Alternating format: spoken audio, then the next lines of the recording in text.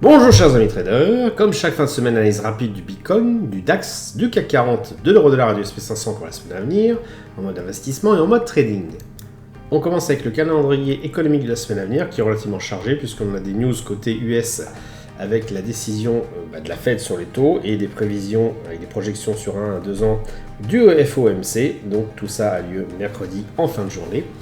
Concernant l'Europe qui n'est pas en reste, ça sera la même chose, décision sur les taux jeudi sur l'heure du midi. Donc voilà, pas mal de mouvements à prévoir sur la semaine prochaine sur la volatilité.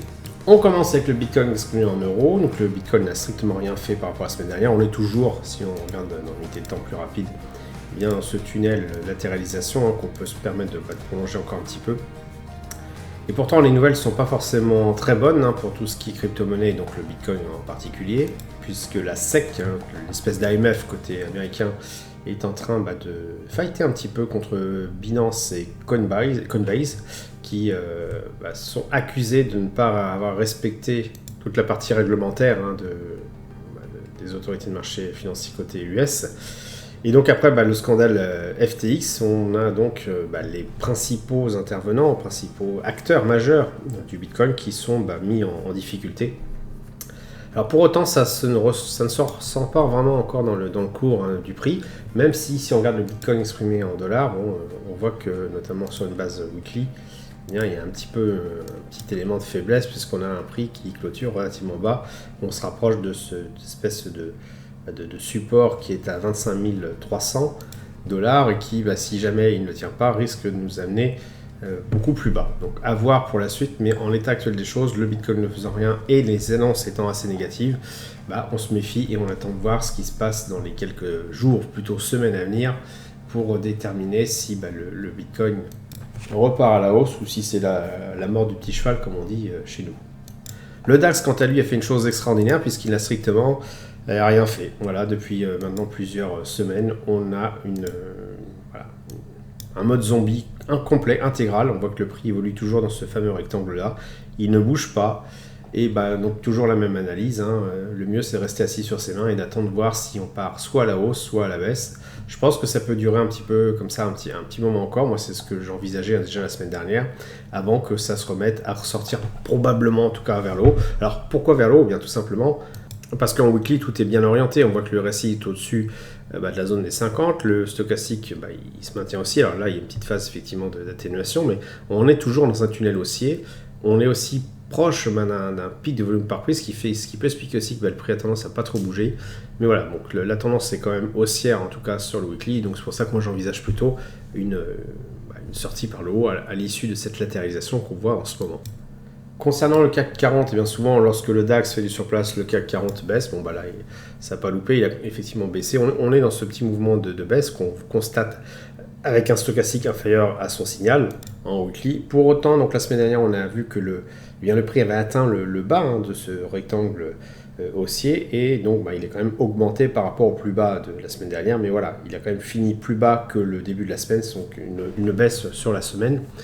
Mais pas forcément une catastrophe en ce sens qu'on a quand même une reprise qui s'est faite par rapport au plus bas et qu'on peut très bien s'orienter dans la continuation, revenir chercher les plus hauts de ce rectangle, à moins bien sûr que le pic de volume par prix qui se trouve ici attire davantage le prix, que donc on casse par le bas ce rectangle haussier pour finalement donc inverser cette mini tendance haussière, qui dure quand même depuis pratiquement 8 à 9 mois. Donc si on descend l'unité de temps, je maintiens mon scénario finalement d'oscillation, c'est-à-dire qu'on va bouger encore autour de ce pic de volume par prix. Alors là on est un petit peu plus bas. Et moi mon scénario préféré, je dirais envisagé, c'est quand même qu'à l'issue de cette oscillation qui est en train de se terminer, on reparte vers le haut. Maintenant, il est tout à fait possible que, comme je le disais, on casse vers le bas et auquel cas on risque de revenir plutôt sur le niveau des 6648. Donc pour l'instant, on attend de voir ce qui se passe. Je sais que c'est ce que je dis pour beaucoup d'actifs et que voulez-vous, l'époque est comme ça en ce moment, il se passe strictement rien sur les marchés. Je pense que quand ça va partir, ça va être assez agressif, ça va vraiment bien péter, mais pour l'instant, le CAC 40, lui, il ne fait strictement rien. L'euro-dollar, quant à lui, donne l'impression qu'il est arrivé tout en bas de ce tunnel rectangle haussier et qu'il est en train de rebondir. En tout cas, il n'a pas encore rebondi, mais voilà, on a un stochastique qui est potentiellement en train de se retourner. En tout cas, la pente diminue. Et puis, si je nettoie un petit peu, on voit que le RSI, lui, donne aussi des signes de rebond sur la zone des 50. Donc, ça laisse à penser que mon scénario que j'avais envisagé la semaine dernière est pour moi toujours d'actualité, c'est-à-dire en fait une reprise à la hausse de l'euro-dollar. Alors peut-être pas vers le plus haut du rectangle, mais en tout cas vers le pic de volume par prix le plus proche, qui est donc à 1,1310, donc le trait noir ici. Donc en sachant cela, ce qu'on va faire sur une unité de temps plus courte, c'est de guetter une confirmation que l'on a bien un retournement. Alors cette confirmation viendra, je vais peut-être nettoyer aussi, tout simplement par un retour du stop loss suiveur de vert à rouge, c'était en fait une inversion de la couleur du stop loss suiveur. Ce qui va arriver en fait quand le stochastique va arriver proche des 50 et que le prix sera au-dessus du stop loss suiveur actuel. Donc ça peut arriver très rapidement, ça peut arriver lundi ou ça peut arriver mardi, mais maintenant on sait qu'on a des news économiques qui sont assez costauds, donc notamment mercredi et jeudi, et donc en l'état actuel des choses, il risque de ne pas se passer grand-chose, peut-être même un assèchement de tout ce qui est volume, liquidité, en attendant de voir ce qui va ressortir de ces fameuses réunions de part et d'autre de l'Atlantique. Donc pour l'instant, le mieux est sans doute d'attendre et de guetter une inversion de la couleur du stop loss suiveur. D'ailleurs, ce que je vais faire tout de suite, c'est créer une alerte en ce sens. Voilà, comme ça, je n'ai pas besoin de rester scotché sur mon écran. Enfin, le SP500 est en train de flirter avec le haut de l'espèce de tunnel que l'on a là encore depuis novembre de l'année dernière, qui correspond à une évolution de part et d'autre de ce pic de volume par prix et qui est caractérisé par le plus haut sur un creux de volume par prix et le plus bas de ce rectangle sur un autre creux de volume par prix. Et là, on est en train de flirtouiller avec le plus haut du rectangle. D'ailleurs, on peut déplacer le creux de volume par prix qui est plutôt ici, on le voit ici. Le prix arrive pile dessus. Et donc, qu'est-ce qui peut se passer? Moi, mon scénario initial, c'était effectivement, je l'avais déjà dit la semaine dernière, qu'on continue à osciller peut-être un petit peu avant de finir par péter vers le haut.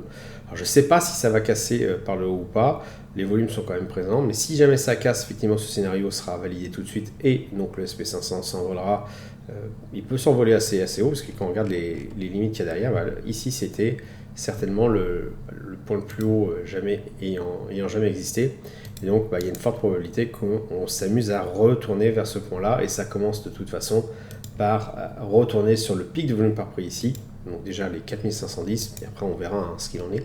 Si en revanche on voit que c'est un pétard mouillé et qu'il y a un rejet du prix en dessous de cette résistance qui correspond à un creux de volume par prix, il est fort à parier qu'on revienne du coup sur le pic de volume par prix juste en dessous qui correspond au 4140, qui est là où il y a eu le plus de transactions par le passé, en tout cas dans un passé relativement récent. Donc mon scénario pour la semaine prochaine, je ne pourrais pas dire de manière certaine qu'il va casser par le haut. Il est tout à fait possible qu'on ait un rejet, mais je pense qu'on finira quand même par casser par le haut, sauf annonce vraiment catastrophique.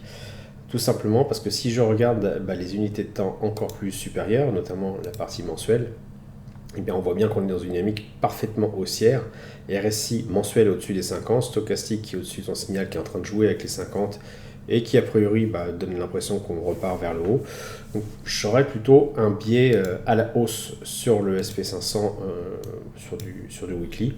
Et en journalier, qu'est-ce qu'on peut guetter? En journalier, on voit bien qu'on est en haut du rectangle, que le stop loss suiveur est devenu rouge, et que donc si on casse ce niveau-là en clôture, là je pense que ça va partir assez fort, et donc ça c'est clairement un mouvement à ne pas laisser partir sans être positionné. Voilà, j'espère que vous avez apprécié cette vidéo. Si c'est le cas, merci de laisser un pouce pour m'encourager à continuer. Abonnez-vous à la chaîne YouTube pour ne rater aucune nouvelle publication. Je vous dis merci et à bientôt sur le blog.